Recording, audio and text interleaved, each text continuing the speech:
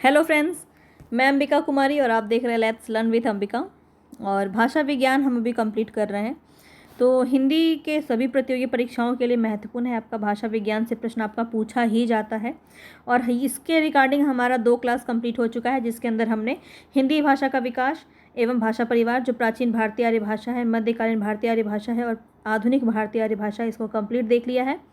इसके बाद हमने खड़ी बोली हिंदी का विकास देख लिया, जिसके अंदर जो साहित्यिक युग होता है आपका भारतेंदु पूर्व युग, ये सभी डेट आपको अच्छे से बताए गए हैं। भारतेंदु युग की क्या विशेषताएं हैं, किस चीज़ों पर जो है हिंदी किस रचनाओं पर ज़्यादा प्रभाव पड़ा है हिंदी के विकास का, ये सब हमने देखा। द्विवेदी युग, छायावाद युग, प्रगतिवाद युग, प्रयोगवाद युग, यहाँ पे जितना भी है ये सब हमने देख लिया है। और आज जो हम देखेंगे वो है आपका हिंदी की उपभाषाएं, बोलियां और उनका क्षेत्र। यहाँ से प्रश्न आपका बहुत ज़्यादा पूछा जाता है, एक एक एग्ज़ाम में पूछा जाता है और ये आपके हर एक एग्ज़ाम के लिए इम्पॉर्टेंट है। जहाँ भी आपका हिंदी साहित्य से प्रश्न पूछा जाएगा, जहाँ भी आपके सिलेबस में भाषा साहित्य होगा, भाषा विज्ञान होगा, वहाँ पे आपका यहाँ से प्रश्न देखने को मिलेगा। ठीक है, तो देखिए हिंदी की उपभाषाएं, बोलियां और उनके क्षेत्र को हम देखेंगे बहुत ही डिटेल में। मैं आपके साथ यहाँ पे सभी चीज़ें डिस्कस कर रही हूँ जो बहुत ज़्यादा इम्पॉर्टेंट है आपके हर एक एग्ज़ाम के लिए। तो यहाँ पे देखिए हमने ये सब देख लिया है कि पहले हमने क्रम में सभी चीज़ों को देखा। थोड़ा सा 5 मिनट में मैं इसको रिवीजन करवा देती हूँ आपको, ताकि जो 2 दिन में आपने पढ़ा है वो आपको एक बार में पूरा रिकॉल हो जाए और सभी चीज़ें आपको याद हो जाएंगी। आप सिर्फ मेरे साथ जुड़ेंगे और सभी चीज़ें आपको याद हो जाएंगी, क्योंकि मैं आपको बहुत बार रिपीट कराती हूँ, तो बहुत हद तक जो है क्लास में आप चीज़ें याद कर पाएंगे। ये आप खुद में महसूस कीजिएगा जब आप पूरा क्लास यहाँ पे निश्चित रूप से जुड़ेंगे। तो देखिए चैनल पे नए हैं तो सब्सक्राइब ज़रूर कर लीजिएगा और बेल आइकन ज़रूर दबा लीजिएगा, तभी मेरे वीडियोस के नोटिफिकेशन आप तक पहुंच पाएंगे। क्योंकि बहुत लोग बोलते हैं कि नोटिफिकेशन ही उन्हें नहीं मिलता है, तो आपने ज़रूर बेल आइकन नहीं दबाया होगा, तो बेल आइकन ज़रूर प्रेस कर लीजिएगा, तभी मेरे वीडियोज़ की नोटिफिकेशन आप तक पहुँचेंगे और सही समय पर आप सही तैयारी कर पाएंगे। तो बहुत ज़्यादा ज़रूरी है कि थ्योरी क्लास को आप पहले देखें। सिर्फ क्वेश्चन लगाने से भी आपको कोई फ़ायदा नहीं होगा और आपको इसके पीछे की कहानी पता ही ना हो।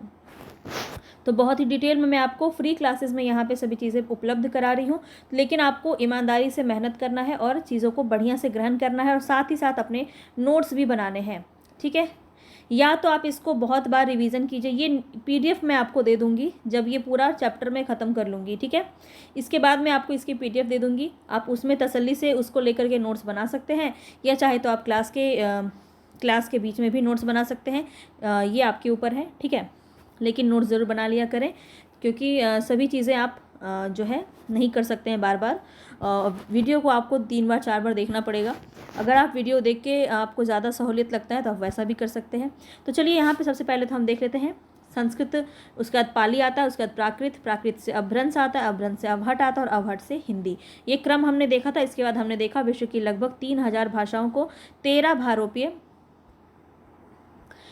भारतीय भाषा परिवार में विभाजित किया गया। विश्व की लगभग 3000 भाषाओं को ये 13 नंबर आपको याद रखना है। 13 भाषा परिवार में इसको बांटा गया है। कौन कौन है? तो भारोपीय, द्रविड़, चीनी, सेमेटिक, हेमेटिक। आपसे प्रश्न ऐसा पूछा जाता है कि निम्न में से कौन सा भाषा परिवार के अंदर आएगा, कौन सा नहीं आएगा, तो आपको पता होगा तभी आप इसका आंसर कर पाएंगे। तो सभी नाम को देख लेंगे। सेमेटिक, हेमेटिक काफ़ी पूछा जाता है, आपके ऑप्शन में रहते हैं।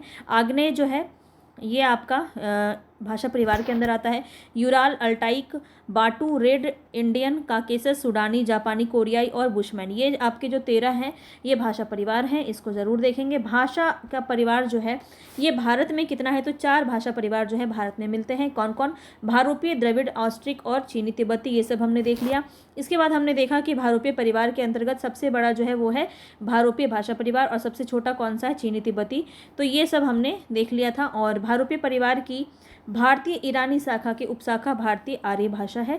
अगर आपको लग रहा है कि मैं बहुत स्पीड हूँ तो मैं आपको बता देती हूँ कि ये सभी चीज़ें मैं आपको पढ़ा चुकी हूँ और यहाँ पे सिर्फ हम रिवीजन देख रहे हैं, ताकि रिवीजन करने में कभी भी समय नहीं लगता है। आप खुद भी कभी भी आप 10 मिनट का समय लेके सभी चीज़ों को रिवाइज कर सकते हैं।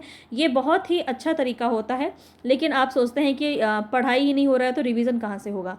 तो रिवीजन के लिए ज़्यादा समय नहीं लगता है। आप 10 मिनट तो आप आधा घंटा ऐसे ही आप रील्स वगैरह देख के निकाल देते हैं या किसी भी चीज़ में आप निकाल देते हैं। ये 10 मिनट अगर आप किसी एक टॉपिक को रोज़ आप अगर प्रैक्टिस कर लें, रिविज़न कर लें, तो आपको पता नहीं चलेगा कि सभी चीज़ें आपके दिमाग में कैसे बैठ जाएंगी और एग्जाम के टाइम में आपको वो सभी चीज़ें याद आएंगी। ठीक है, तो आकृति या रूप के आधार पर हिंदी वियोगात्मक और संस्कृत या शिष्ट भाषा भी कहा जाता है। ये आपके ऑप्शन में देखने को मिलता होगा, तो ये सब भी आप ध्यान में रखेंगे। तो 2011 की जनगणना के अनुसार भारतीय भाषा का आंकड़ा अगर देखा जाए तो हिंदी मातृभाषा है लगभग 43.63% लोगों की।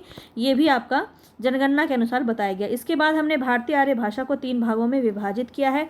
प्राचीन भारतीय आर्य भाषा, मध्यकालीन और आधुनिक भारतीय आर्य भाषा। तीनों का काल आपको ध्यान में रखना है। 1500 ईस्वी से ईसा पूर्व से 500 ईसा पूर्व। आपका वैदिक संस्कृत और लौकिक संस्कृत इसके अंदर आता है, ये बहुत इंपॉर्टेंट है। मध्यकालीन भारतीय के अंदर पाली प्राकृत और अपभ्रंश आता है। हिंदी की बोलियां मराठी, बांग्ला, उड़िया ये सब आपका आधुनिक भारत के अंदर आता है।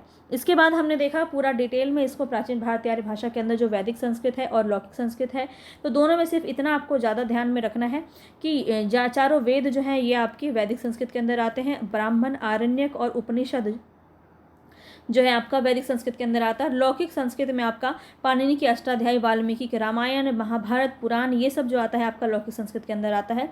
ये काफ़ी इंपॉर्टेंट है, यहाँ से आपका प्रश्न बन जाता है। मध्यकालीन में हमने पाली, प्राकृत और अपभ्रंश को देखा। इसके सभी रचनाओं को हमने देखा। जैसे पाली में हमने देखा कि इसे प्रथम पाली भी कहते हैं, प्राकृत भी कहते हैं। भारत की प्रथम देश भाषा पूछा जाए तो पाली है, ये भी आपको ध्यान में रखना है। बौद्ध साहित्य विशेष रूप से आपका पाली में ही रचित है। भगवान बुद्ध के सभी उपदेश आपके पाली भाषा में रचित है। और प्राकृत में आपका जैन धर्म होता है और जैन धर्म में महावीर के सभी उपदेश आपके प्राकृत भाषा में मिलते हैं। यहाँ पे इस अवधि में आपके सौरसेनी, पैसाची, ब्राचड़, महाराष्ट्रीय, मागधीर, अर्ध मागधीर नामक जितने भी क्षेत्रीय बोलियां विकसित हुई वो प्राकृत के समय में ही विकसित हुई। इसके बाद हम अपभ्रंश की तरफ बढ़ेंगे जो हमारी आर्य भाषा की तीसरी अवस्था है और यहाँ पे इसका समय आपको ध्यान में रखना है। जिसके बाद अपभ्रंश की शुरुआत 8वीं शताब्दी के कवि स्वयंभू माने जाते हैं। स्वयंभू की रचना है पौंचर्यु अर्थात राम काव्य की रचना के कारण अपभ्रंश का वाल्मीकि से कहा जाता है। ये भी बात आपको ध्यान रखना है जो कि बहुत ज़्यादा पूछा जाता है। इसके बाद हमने देखा था कि अपभ्रंश और पुरानी हिंदी के मध्य के समय को हम संक्रांति काल कहते हैं।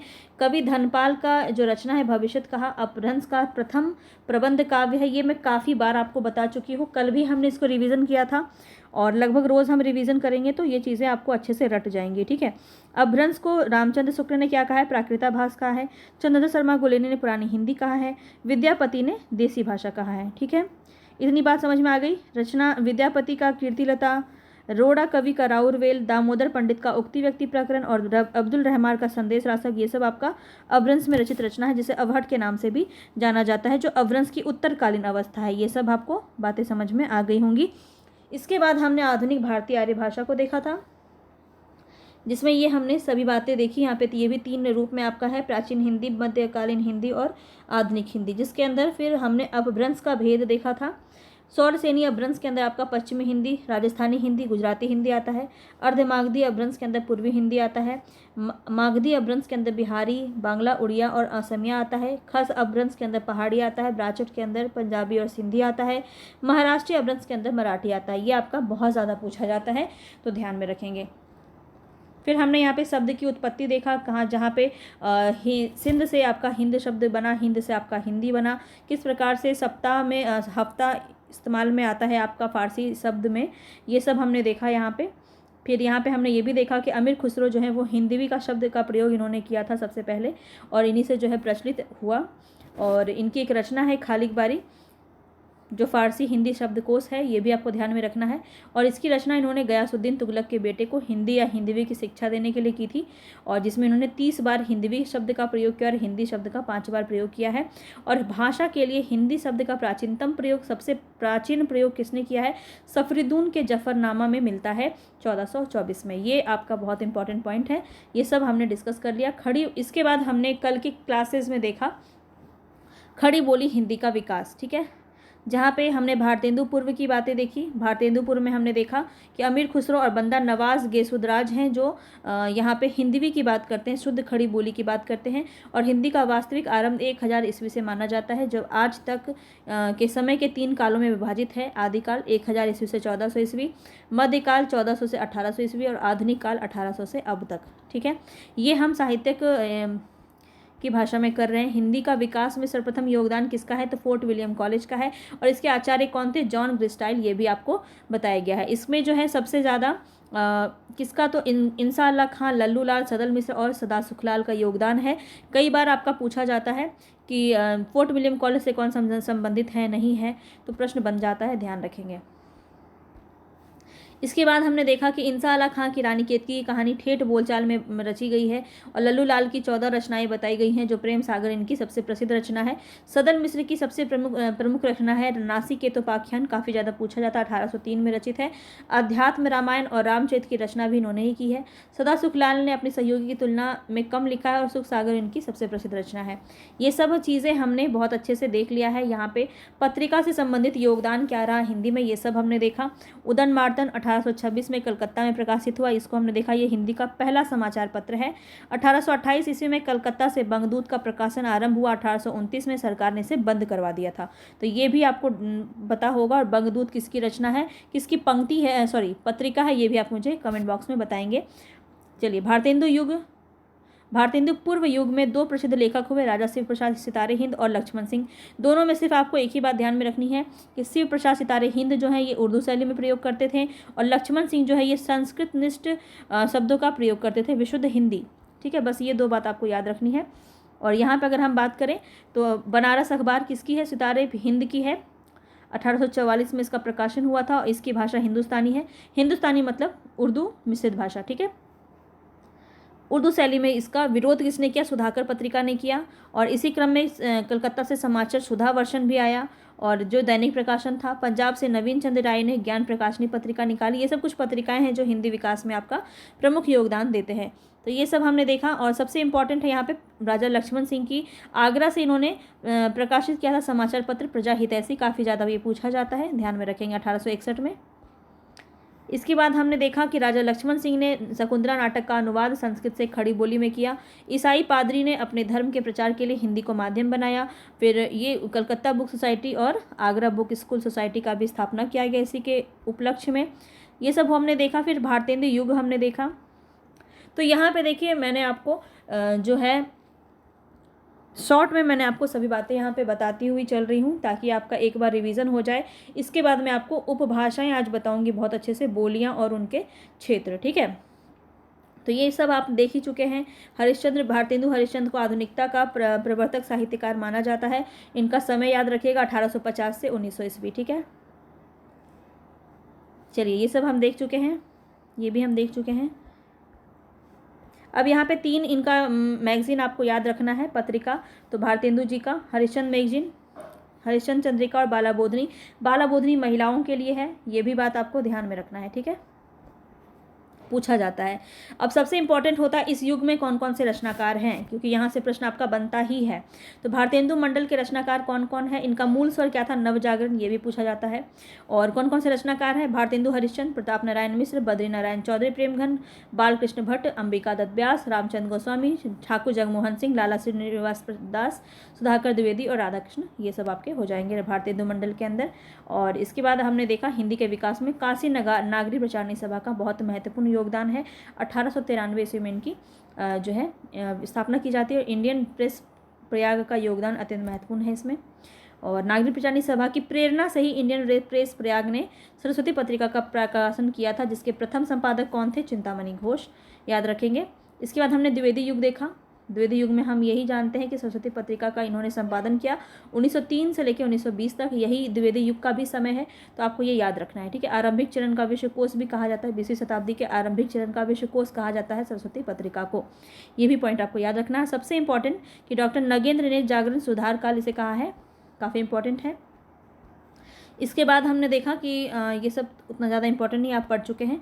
द्विवेदी युग के रचनाकार कौन कौन है, तो मैथिली शरण गुप्त, रामचरित उपाध्याय, अयोध्या सिंह उपाध्याय हरिओद, नाथुराम शर्मा शंकर, सियाराम शरण गुप्त, महावीर प्रसाद द्विवेदी, जगन्नाथ दास रत्नाकर, राय देवी प्रसाद पूर्ण, गया प्रसाद शुक्ल स्नेही, राम नरेश त्रिपाठी और फिर बालकृष्ण शर्मा नवीन। तो ये सभी जो हैं आपके द्विवेदी युग के अंदर आ जाएंगे।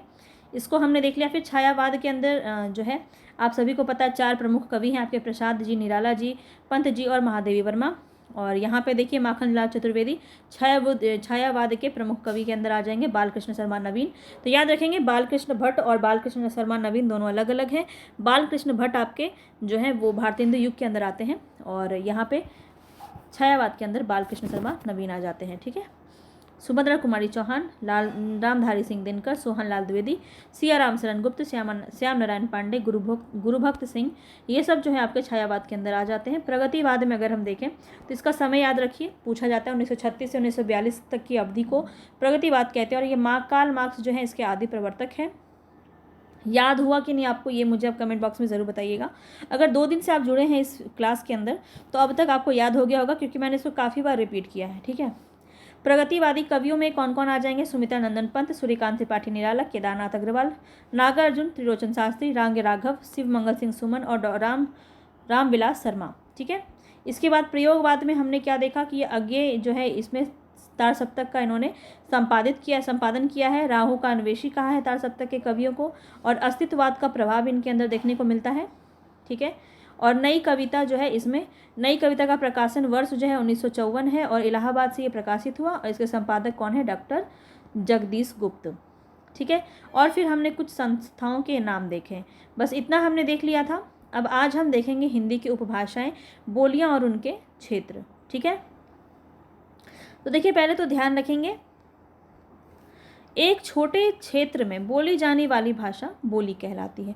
पहले आपको ये अंतर पता होना चाहिए कि उपभाषा क्या होती है, बोली क्या होती है, विभाषा क्या होती है, क्योंकि ये आपके ऑप्शन में रहते हैं और आपको पता चलेगा तब जब आप इसके बारे में जानेंगे।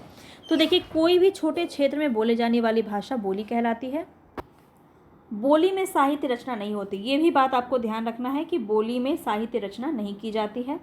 कोई भी बोली जो विशेष रूप से एक बोली है उसको साहित्य रचना उसमें नहीं की जाती है।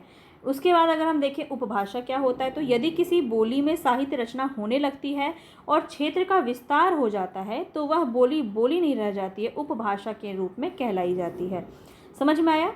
अगर किसी बोली का रूप थोड़ा विस्तृत होता जाता है, क्षेत्र का विस्तार हो जाता है और जहाँ पे साहित्य रचना होने लगती है वहाँ पे वो आपकी उपभाषा के अंदर आ जाती है।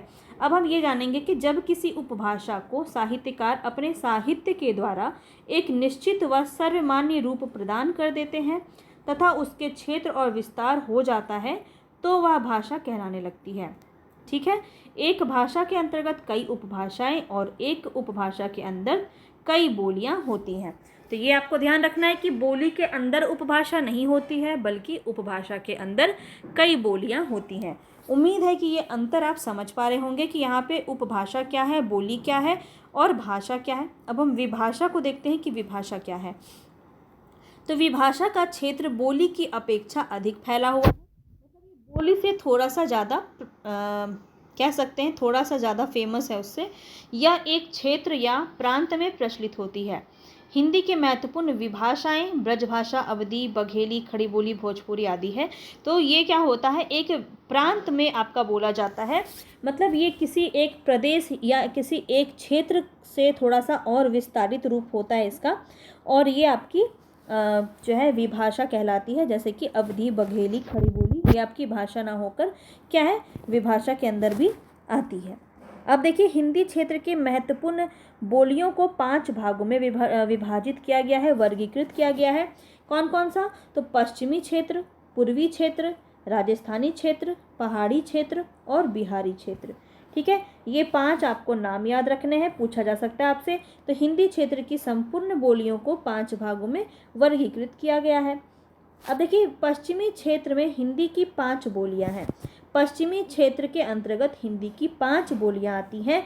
ये आपको सीधा सीधा पूछ सकता है कि पश्चिमी क्षेत्र के अंदर कितनी बोलियां आती है, 2, 3, 4, 5 ऐसे ऑप्शन आपको दे सकता है।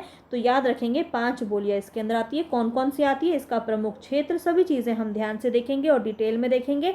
तो प्लीज़ इसका आप नोट्स ज़रूर बनाते हुए चलिएगा, और पसंद आ रहा है तो प्लीज़ लाइक शेयर तो कर ही सकते हैं। चलिए, इससे मेरा उत्साह बढ़ता है, मेरा थोड़ा मोटिवेशन बढ़ता है और मैं दुगनी उत्साह के साथ आप सभी के समक्ष प्रस्तुत होती हूँ। तो बस यही एक रीज़न है, इसलिए मैं आपसे कहती हूँ। तो बस आपको अगर वर्थ इट लगता है, आपको लगता है कि आप यहाँ पे कुछ अच्छा सीख रहे हैं, तो इतना तो बनता है, आप कर सकते हैं। चलिए, खड़ी बोली का उद्भव जो है वो सौर सैनी अपभ्रंश के उत्तरी रूप से हुआ है। खड़ी बोली का मूल नाम कौरवी भी है। तो ये भी प्रश्न आपका एक बन जाता है कि खड़ी बोली को और किस नाम से जानते हैं, तो कौरवी नाम से जानते हैं। इसको आप शॉर्ट में आप लिख सकते हैं, ठीक है, जो साहित्यिक भाषा में बदल जाने के कारण खड़ी बोली हो गया। और इसका नामकरण किसने किया? लल्लू लाल जी ने प्रेम सागर में 1803 में इसकी भूमिका में इसका किया है नामकरण, ठीक है। तो खड़ी बोली जो है इसका नामकरण किसने किया है? लल्लू लाल जी ने अपने रचना प्रेम सागर में किया है, ये आपको ध्यान में रखना है। अब देखिए, इस भाषा के अन्य नाम भी हैं, सरहिंदी, वर्नाक्यूलर, बोलचाल की हिंदुस्तानी आदि भाषाएं। तो ये सब आपकी खड़ी बोली के अंदर आता है। वर्नाकुलर भी आपकी खड़ी बोली या कौरवी बोली के अंदर आती है। अब हम क्षेत्र देख लेते हैं। तो खड़ी बोली का क्षेत्र देहरादून का मैदानी भाग, सहारनपुर, मुजफ्फरनगर, मेरठ, दिल्ली का कुछ भाग, बिजनौर काफ़ी पूछा जाता है, मेरठ काफ़ी पूछा जाता है आपका, सहारनपुर भी पूछा जाता है, मुजफ्फरनगर भी पूछा जाता है। तो देखिए, आपसे अगर क्षेत्र पूछ लिया जाता है तो आप कंफ्यूज हो जाते हैं, तो आपको ध्यान रखना है। बार बार मैं इसलिए रिपीट कर रही हूँ। अब आपने खुद ही ये चीज़ को अनुभव किया होगा। अगर आप 2 दिन से मेरे उस क्लास में जुड़े हैं जो मैं आपको भाषा विज्ञान की करवा रही हूँ, तो आप समझ पा रहे होंगे कि हमने परसों पढ़ा, उसके बाद हमने कल भी पढ़ा, तो हमने रिपीट किया 2 बार 3 बार हमने रिपीट किया, तो आपको आगे वाली चीज़ें याद हो गई होंगी। तो इसी तरह अगर आप बार बार चीज़ों को देखेंगे तो आपको निश्चित रूप से याद हो जाएगा, ठीक है। तो कोई बड़ी बात नहीं है, क्षेत्र भी आपको याद हो जाएगा, क्योंकि आप इसको एक क्रम में देखे जा रहे हैं। पहले आपने देखा खड़ी बोली में आपने इसको देखा और बार बार इसको पढ़ा, तो आपके दिमाग में, आपके माइंड में ना ये पिक्चर क्लिक हो जाएगी कि यह हमने पढ़ा था। सबसे पहले सहारनपुर, मुजफ्फरनगर, मेरठ, दिल्ली का कुछ भाग, बिजनौर, रामपुर, मुरादाबाद। मेरठ की खड़ी बोली को आदर्श और मानक खड़ी बोली माना जाता है। तो मेरठ विशेष रूप से आपका प्रसिद्ध है खड़ी बोली के लिए, ठीक है। अब एक बात ये काफ़ी ज़्यादा इम्पॉर्टेंट है कि खड़ी बोली के लिए सुनीति कुमार चटर्जी ने जनपदीय हिंदुस्तानी शब्द का प्रयोग किया है। ये बहुत ज़्यादा इम्पॉर्टेंट है, पूछा जाता है। खड़ी बोली आकार बहुला होती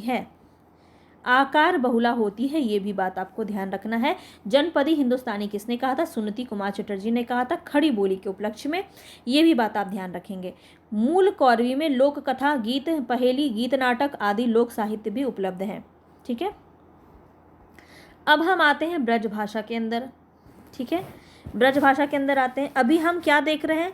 तो अभी हम पश्चिमी हिंदी देख रहे हैं। क्या देख रहे हैं? आप देखिए यहाँ पे, अभी हम पश्चिमी क्षेत्र की भाषाओं को देख रहे हैं। पश्चिमी क्षेत्र में हिंदी की 5 जो बोलियाँ हैं, जिसमें हमने खड़ी बोली देख लिया है। अब हम ब्रज भाषा देखेंगे, ठीक है। तो ब्रज भाषा का विकास सौर सैनी अपभ्रंश के मध्यवर्ती रूप में हुआ है। आपको अपभ्रंश में पहले ही बता चुकी हूँ, ठीक है। तो वो आपको याद कर लेना है, 2-4 बार कॉपी में पेंसिल निकालिए और लिखिए, आपको याद हो जाएगा, ठीक है। जो भी मैं उपाय बताती हूँ उसको आप अगर करेंगे, फॉलो कीजिएगा मेरी बातों को, तो आपको बहुत फ़ायदा मिलेगा, ठीक है। इसका मुख्य केंद्र मथुरा है, ये आपको ध्यान रखना है, ठीक है। मथुरा हो गया। अन्य क्षेत्र की हम बात करें तो आगरा, अलीगढ़, धौलपुर, मैनपुरी, एटा भी आपका पूछा जाता है, बदायूं, बरेली तथा उसके आसपास के जो क्षेत्र हैं वहाँ पे बोली जाती है आपकी ब्रज भाषा। सबसे ज़्यादा इंपॉर्टेंट है मथुरा और आगरा भी, ठीक है, ये याद रखेंगे। आगरा, मथुरा, ये सब आपके प्रश्न में पूछा जाता है।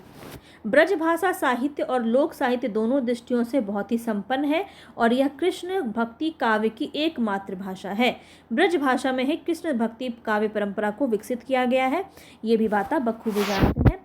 और किस काल में ये ज़्यादातर प्रचलित हुआ? तो भक्ति काल और रीति काल, ये भी आपको ध्यान रखना है। तो ब्रज भाषा की उत्पत्ति सौर सैनी अपभ्रंश से हुई है। भक्ति काल तथा रीति काल दोनों में रचनाएं मुख्यतः ब्रज भाषा में ही हुई है। संपूर्ण रीतिकालीन साहित्य ब्रज भाषा में लिखा गया है। साहित्यिक दृष्टि से यह हिंदी भाषा की सर्वाधिक महत्वपूर्ण बोली है। बस ये आपको ध्यान रखना है, ठीक है।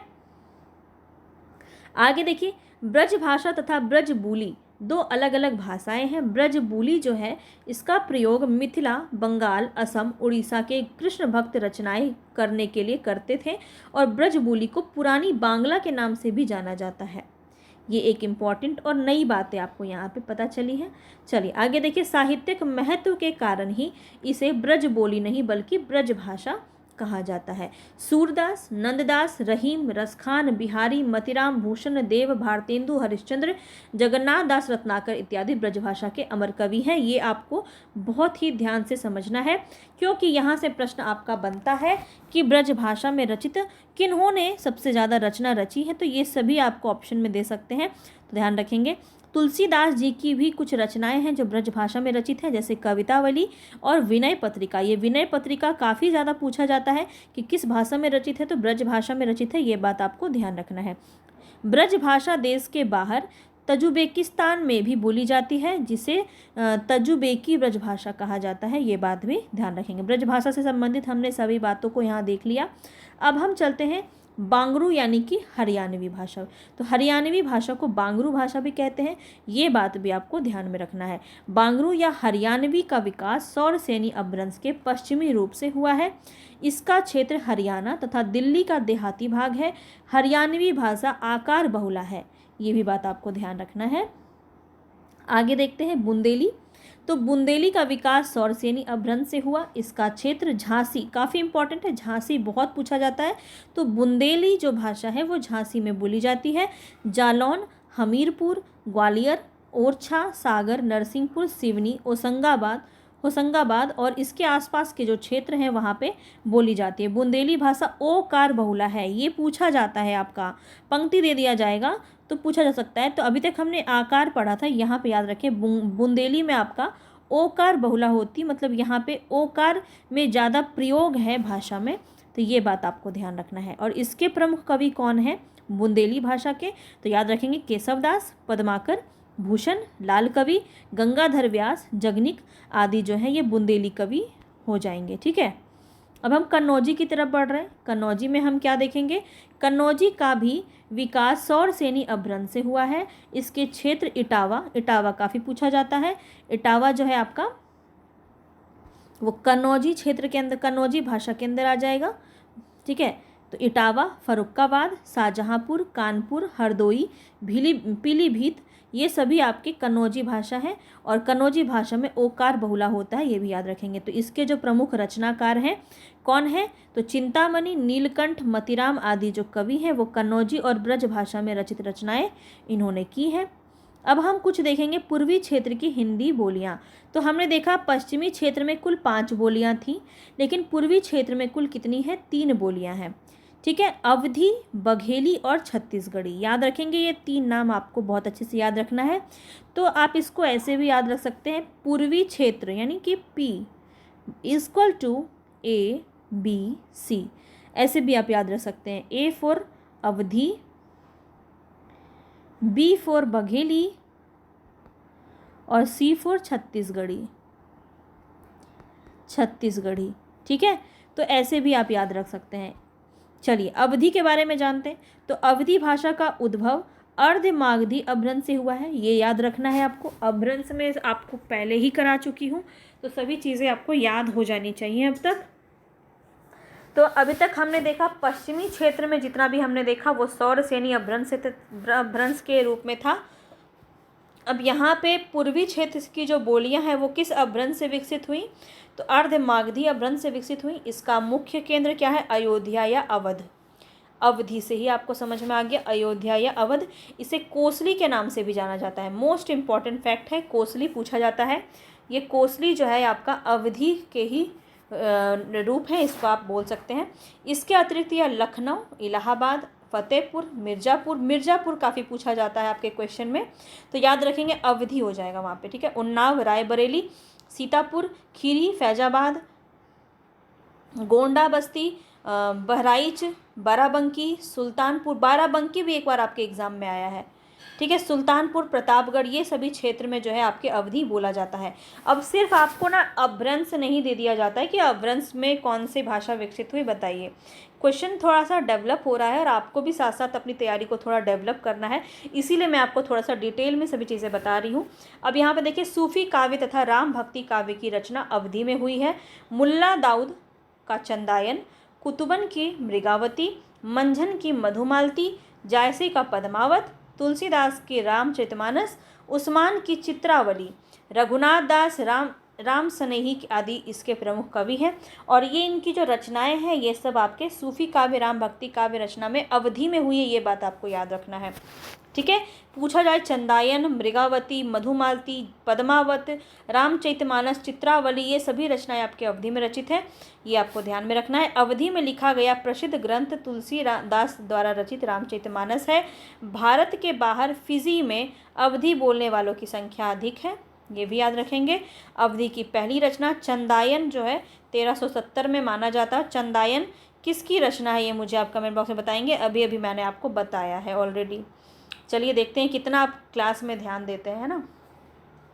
अब बघेली की मैं बात करूं तो बघेली का उद्भव अर्धमागधी अपभ्रंश के ही एक क्षेत्रीय रूप से हुआ है। इसका क्षेत्र कौन सा है, तो बस क्षेत्र याद रखिए, बघेली में ज़्यादा कुछ आपको जानना नहीं है। तो रीवा आपका बहुत ज़्यादा पूछा जाता है, बघेली के सतना हो गया, शहडोल, मेहर के आसपास का क्षेत्र। तो रीवा आपका एग्जाम में पूछता है, इसलिए जो इम्पॉर्टेंट है वो मैं आपको हाईलाइट भी करती चल रही हूँ। अब हम देखेंगे छत्तीसगढ़ी। तो छत्तीसगढ़ी का उद्भव अर्धमागधी अपभ्रंश के दक्षिणी रूप से हुआ है। इसके क्षेत्र सरगुजा, कोरबा, बिलासपुर, रायपुर, खेड़ागढ़, रायपुर, दुर्ग, राजनांदगांव और कांकेर आदि आता है। तो छत्तीसगढ़ी आपका तो वैसे नहीं पूछा जाता है, ज़्यादातर आपके जो है अवधी, ब्रजभाषा, ये सब आपका ज़्यादा पूछा जाता है क्षेत्र के रूप में। ठीक है। तो यहाँ पे छत्तीसगढ़ी का लेकिन आप क्षेत्र ध्यान में रखेंगे, हो सकता है बिलासपुर आपका पूछा गया है 1-2 बार, तो बिलासपुर पूछा जाता है, रायगढ़, ये सब थोड़ा ध्यान में रखेंगे, या रायपुर। ठीक है।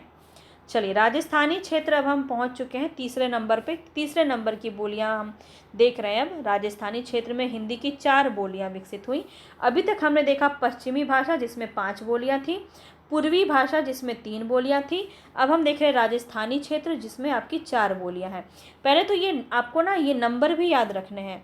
ठीक है। तो राजस्थानी क्षेत्र के अंतर्गत 4 बोलियां विकसित हुई, कौन कौन सी, तो पश्चिमी राजस्थानी, पूर्वी राजस्थानी, उत्तरी राजस्थानी और दक्षिणी राजस्थानी।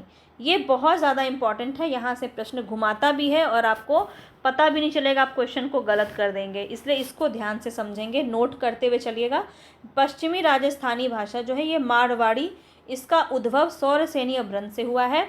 आपने पढ़ा है पश्चिमी क्षेत्र, राजस्थानी क्षेत्र भी आपका सौरसेनी अपभ्रंश से प्रस्तुत है, से विकसित है। ठीक है।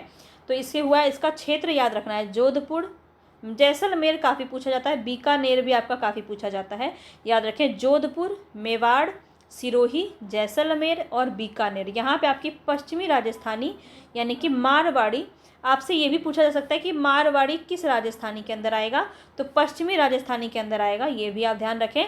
तो किसी भी प्रकार से तोड़ के मरोड़ के कैसे भी प्रश्न पूछा जाएगा आप आंसर कर देंगे, क्योंकि आपने अच्छे से थ्योरी को समझा है। ठीक है। तो पश्चिमी राजस्थानी आप ध्यान रखेंगे, मारवाड़ी हो जाएगा। देखिए शॉर्टकट के तरीके पे नहीं चलेंगे, शॉर्टकट जो होता है वो शॉर्टकट ही होता है। आपको थ्योरी करना चाहिए और अच्छे से चीज़ों को समझ के क्वेश्चन के आंसर लगाने चाहिए, क्योंकि जो सख्त चीज़ें होती हैं वो एक बार होती है, मतलब आप एक बार अच्छे से पढ़ लोगे तो आप क्रैक कर लोगे कोई भी एग्ज़ाम, वरना आप सिर्फ तैयारी ही करते रह जाओगे। इसीलिए आपको शॉर्टकट की तरफ नहीं भागना है और एक बार अच्छे से डीपली आपको पढ़ना चाहिए। ठीक है। पश्चिम राजस्थानी आपने देखा, मारवाड़ी इसके अंदर आ जाता है। पूर्वी राजस्थानी के अंदर आता है जयपुरी और ढूढ़ानी। जयपुरी को ही ढूढ़ाड़ी भी कहते हैं, याद रखिए। ठीक है। जयपुरी को ढूढ़ाड़ी कहते हैं, ये प्रश्न आपका पूछा गया है, तो याद रखेंगे जयपुरी को ही क्या कहते हैं, ढूढ़ाड़ी कहते हैं। ठीक है। ये पूछा जाता है। और इसका क्षेत्र याद रखिए, जयपुर, अजमेर, किशनगढ़, ये तीनों ही पूछा गया है, ये तीनों ही एग्ज़ाम में आपके बने हैं। तो जयपुर, अजमेर और किशनगढ़ ये सभी आपके किस प्रकार की राजस्थानी भाषा है, तो जयपुरी और ढूढ़ाड़ी। ठीक है।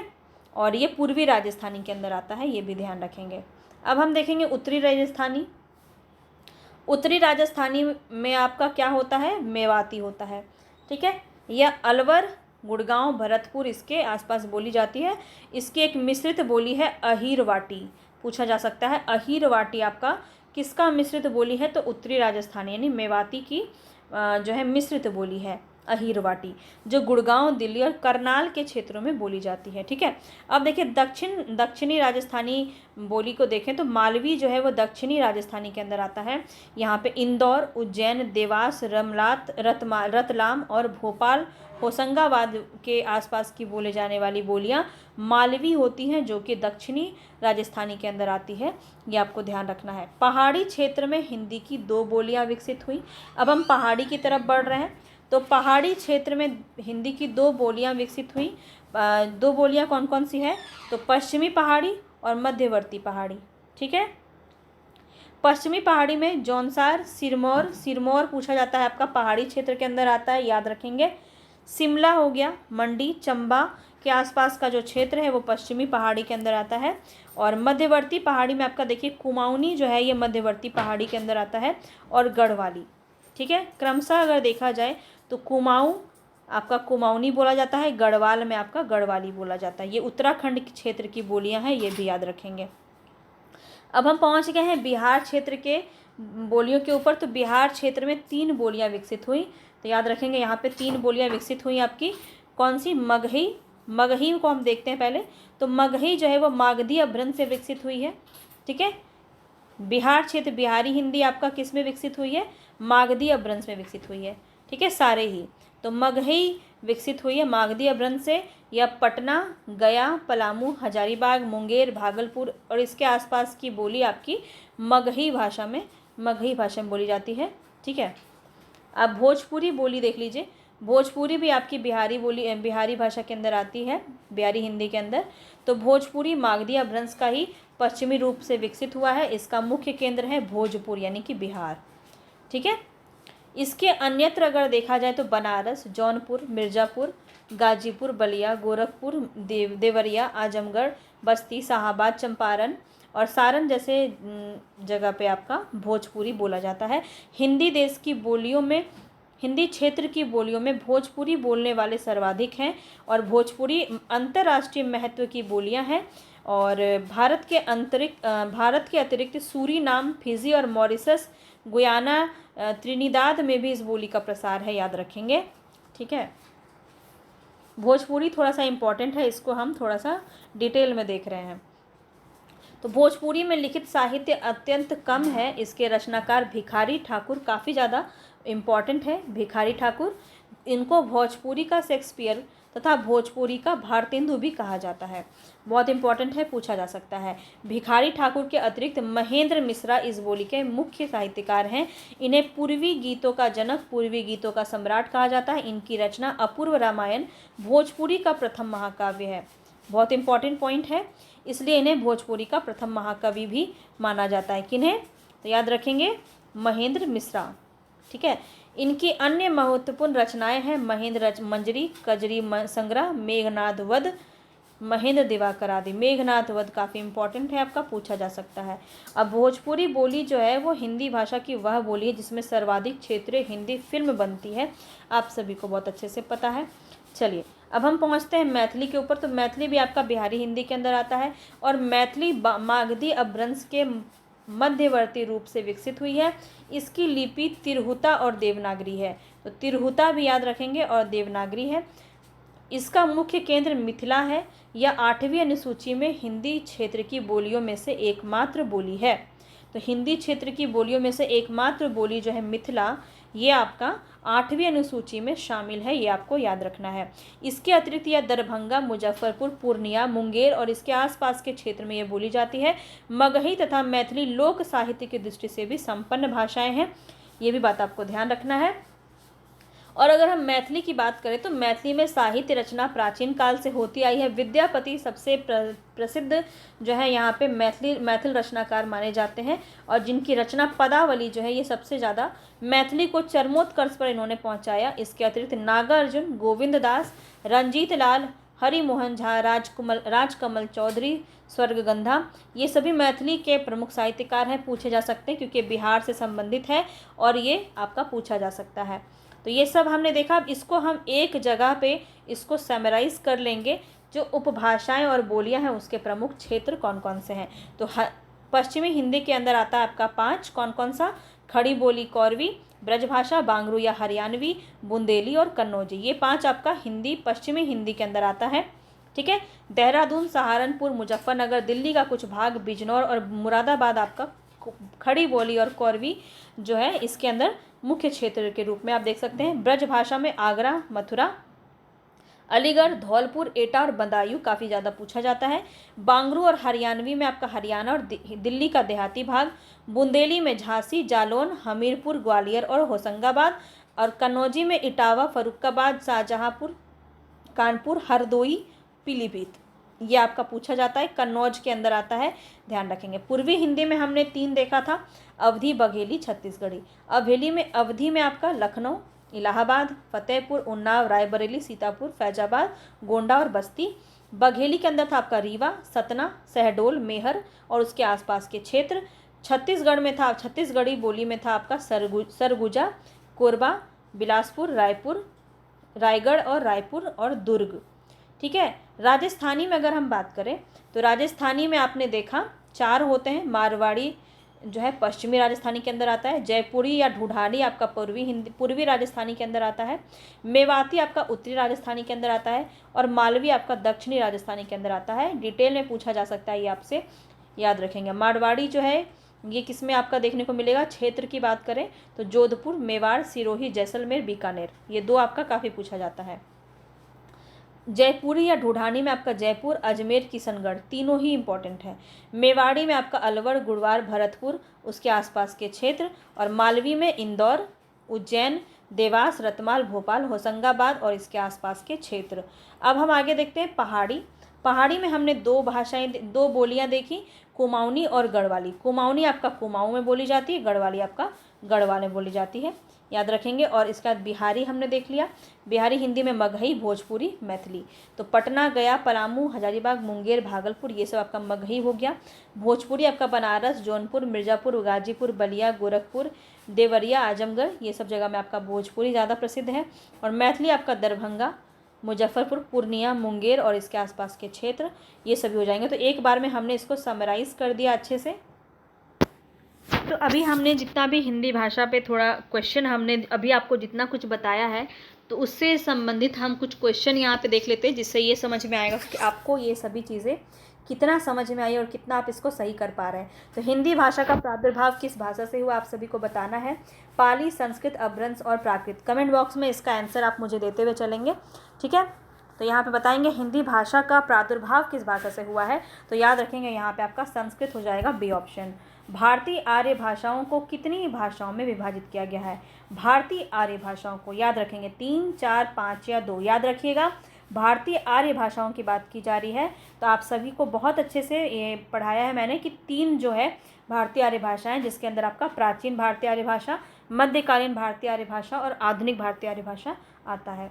नेक्स्ट हमारा जो क्वेश्चन है वो है प्राचीन भारतीय आर्य भाषा के अंतर्गत कौन सी भाषा आती है? नेक्स्ट क्वेश्चन देखिए है कि प्राचीन भारतीय आर्य भाषा के अंतर्गत कौन सी भाषा आती है? तो आप सभी को पहले ही बहुत अच्छे से बताया है, वैदिक संस्कृत और लौकिक संस्कृत दोनों आता है।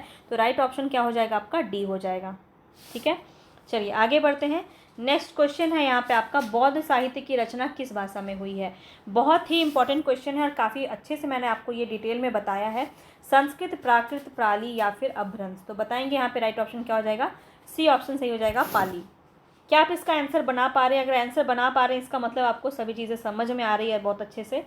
तो वीडियो को अंत तक अगर आपने देखा है तो आप बहुत निश्चित रूप से आप इसका कंक्लूजन निकाल पाएंगे कि कितना आप इसको समझ पाए हैं।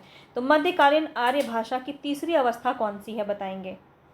यहाँ पे मैंने आपको ये बहुत अच्छे से बताया है, तीनों ही बताया है। मध्यकालीन आर्य भाषा की तीसरी अवस्था कौन सी है? प्राकृत, पाली, संस्कृत या अपभ्रंश। तो याद रखेंगे यहाँ पे पाली, प्राकृत, उसके बाद अपभ्रंश आता है। तीसरा नंबर पे कौन आता है? अपभ्रंश आता है। तो 5वां का आपका राइट ऑप्शन डी हो जाएगा। आगे बढ़ते हैं। भोजपुरी बोली का क्षेत्र बताना है, कौन सा हो जाएगा? पटना, दरभंगा, बनारस, पूर्णिया। बताएंगे यहाँ पे आपका राइट ऑप्शन क्या हो जाएगा? पटना, दरभंगा, बनारस, पूर्णिया। भोजपुरी बोली का क्षेत्र कौन सा हो जाएगा? तो 6 नंबर में आपका राइट ऑप्शन हो जाएगा बनारस, क्योंकि यहाँ पे बाकी आप देखिए दरभंगा, पूर्णिया, यहाँ पे आपका ज़्यादातर जो है मैथिली भाषा बोली जाती है। आगे बढ़ते हैं, सौरसेनी अपभ्रंश से किसका विकास हुआ है? अवधी का, उड़िया का, बघेली का, राजस्थानी का। बहुत अच्छे से सारे अपभ्रंश को समझाया है। तो यहाँ पे आपका राइट ऑप्शन क्या होगा बताएंगे? देखिए, अवधी जो है आपका पूर्वी हिंदी के अंदर आता है, ये नहीं होगा। उड़िया जो है ये आप देखिए आधुनिक हिंदी बोलियों के अंदर विकसित हुआ था, जो आपका सौरसेनी के अंदर नहीं आता है। बघेली भी जो है आपका पूर्वी हिंदी के अंदर आता है, ये भी नहीं होगा। राजस्थानी हो जाएगा, या पश्चिमी हिंदी होता तो भी आपका सौरसेनी अपभ्रंश के अंदर आ जाता। तो यहाँ पे आपका डी ऑप्शन बिल्कुल सही हो जाएगा। आगे देखिए, हिंदी किस भाषा परिवार की भाषा है? ऑस्ट्रिक, द्रविड़, भारोपीय या चीनी तिब्बती। तो यहाँ पे आप सभी को पता है कि हिंदी भारत में कुल 4 भाषा परिवार हैं। चारों के नाम मुझे आप कमेंट बॉक्स में अभी बताएंगे। बहुत बार रिपीट किया है मैंने, आपको याद हो जाना चाहिए अब तक। तो ऑस्ट्रिक, द्रविड़, भारोपीय और चीनी तिब्बती के अंदर आपका सी ऑप्शन सही हो जाएगा, भारोपीय। ठीक है, चलिए आगे बढ़ते हैं। निम्नलिखित में से कौन सा भारत भाषा परिवार सबसे बड़ा है? चीनी तिब्बती, ऑस्ट्रिक, द्रविड़ या भारोपीय। सभी को बहुत अच्छे से पता है, भारोपीय। डी ऑप्शन आपका बिल्कुल सही हो जाएगा। और आज का अंतिम प्रश्न है ये, निम्नलिखित में से किसने सबसे पहले भाषा के स्थान पर हिंदी या हिंदवी शब्द का प्रयोग किया था? तो याद रखेंगे, हिंदी या हिंदवी की बात की जाए तो कबीर होगा, तुलसीदास होगा, अमीर खुसरो होगा या सरफुद्दीन होगा। तो यहाँ पे देखिए अमीर खुसरो भी है और सरफुद्दीन भी है, लेकिन आपको कौन सा मानना है? तो ध्यान रखेंगे, जहाँ पे हिंदवी की बात की जाए वहाँ अमीर खुसरो जी आ जाते हैं। जहाँ पे प्राचीन रूप से हिंदी को विशेष रूप से किसने जिक्र किया है हिंदी का, तब हम सरफुद्दीन के जफ़रनामा पर बात करते हैं। 1824 ईस्वी के लगभग समथिंग था इनका। तो सरफुद्दीन के जफ़रनामा में सबसे प्राचीन रूप में हिंदी को इन्होंने हिंदी पर बात किया है इन्होंने। ठीक है, तो सबसे पहले किया है। तो डी ऑप्शन आपका यहाँ पे नहीं होगा, क्योंकि यहाँ पे हिंदी या हिंदवी शब्द की बात की जा रही है।